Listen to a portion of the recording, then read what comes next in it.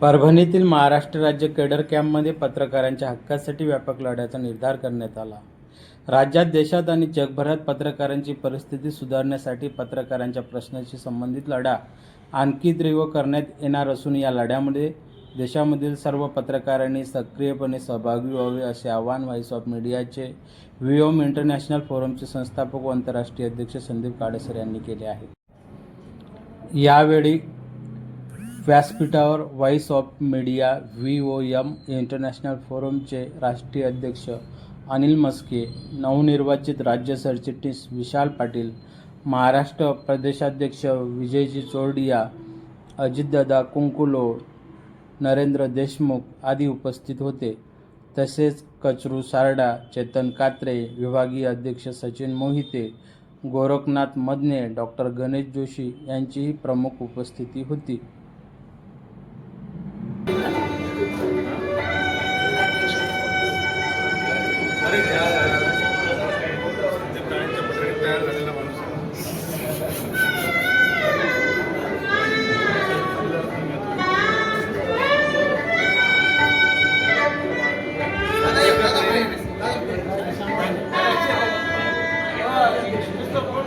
मासिकाचं आपण प्रकाशन करावं.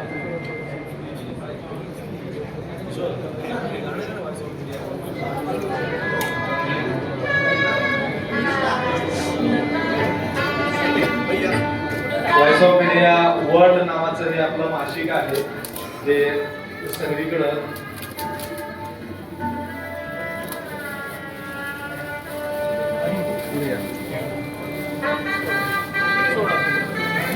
थोडं माझ्या माझ्या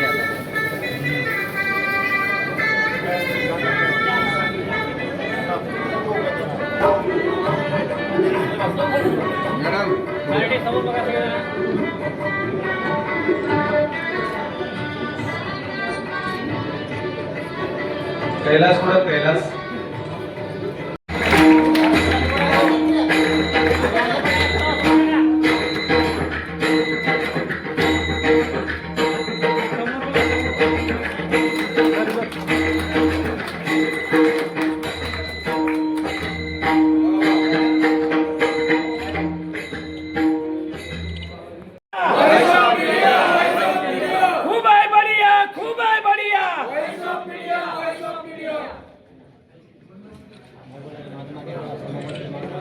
अरे कौन आला व्हॉइस ऑफ मीडियाचा आवाज आला. अरे कौन आला व्हॉइस ऑफ मीडियाचा आवाज आला. अरे कौन आला व्हॉइस ऑफ मीडियाचा आवाज आला. अरे कौन आला व्हॉइस ऑफ मीडियाचा आवाज आला. खूब बढ़िया व्हॉइस ऑफ मीडिया अरे खूब बढ़िया व्हॉइस ऑफ मीडिया.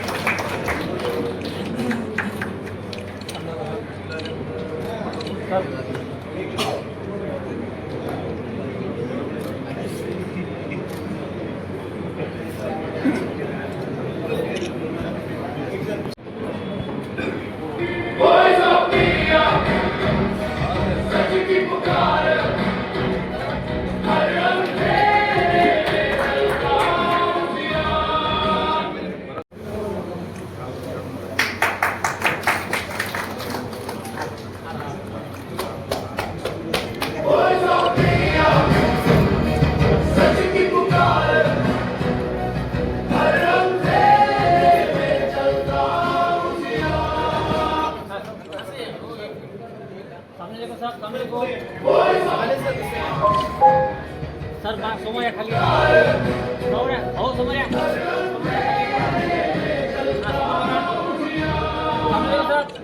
आजो आजो आगे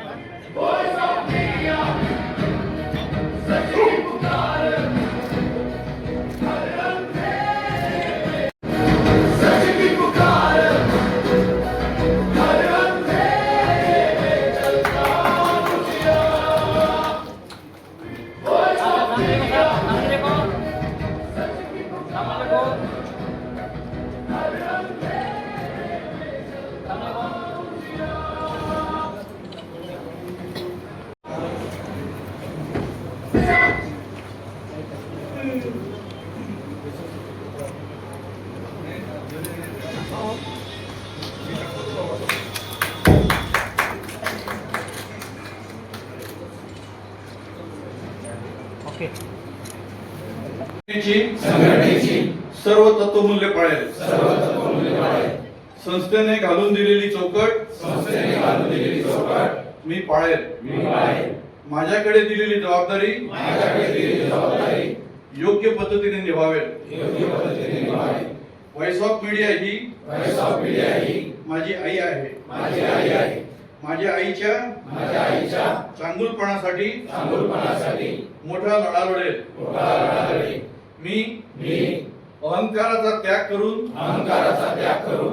व्हॉइस ऑफ मीडियाला पुढे नेईल. मी सर्व पत्रकार बांधवांना सोबत घेईल. माझा लढा कायमस्वरूपी.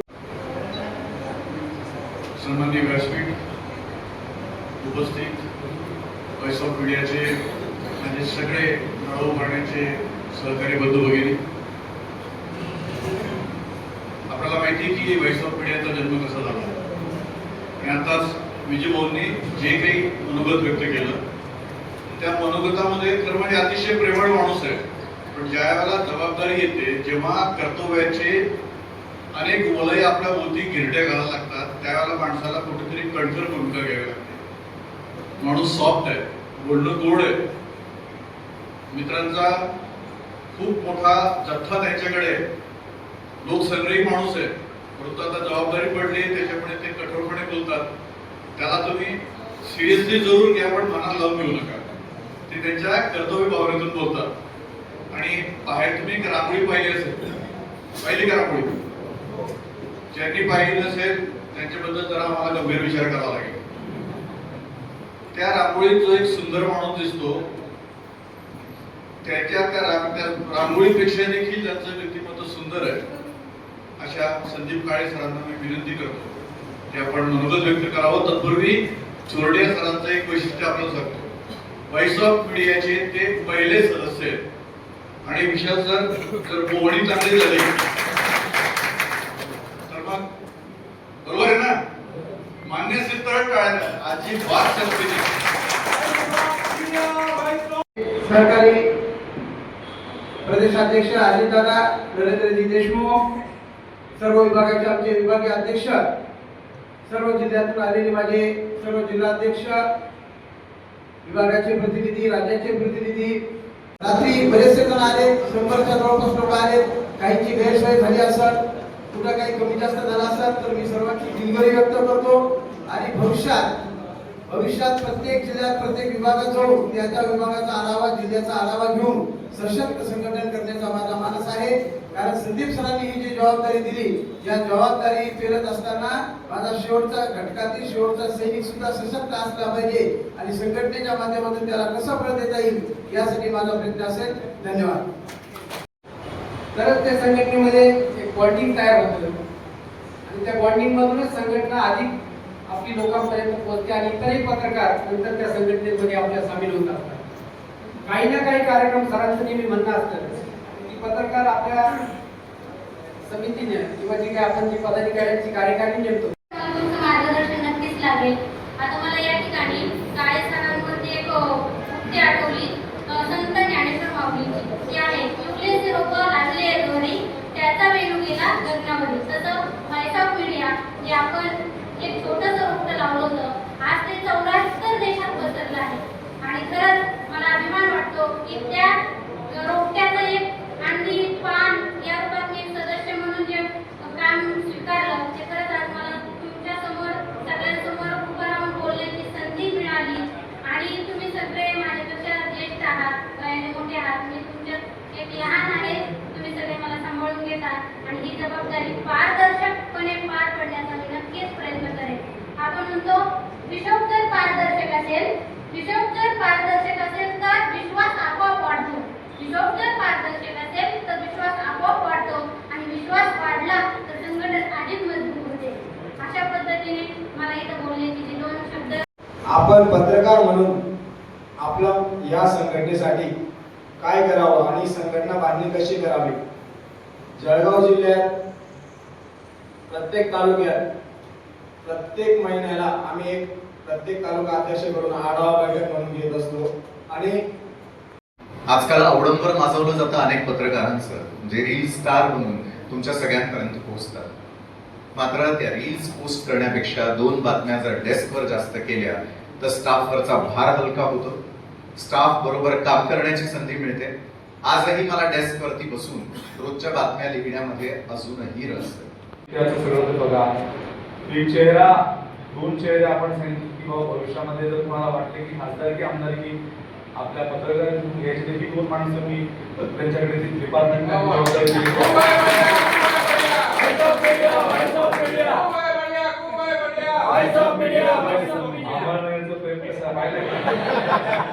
माझ्याला घोषणा दिली नाही, खासदार होणार आहे म्हणजे बरोबर घोषणा आहे। तर कुठल्याही चेहऱ्याच्या जो पॉलिटिकली विषय आहेत ते मी या दोघांवर सोपवलेले आहेत। मला किंवा माझ्याशी संबंधित असलेल्या कुठल्याही माणसाला एखाद्या कमिटीवर जाण्याची पण कधी इच्छा होणार नाही, आम्ही कधी जाणार नाही।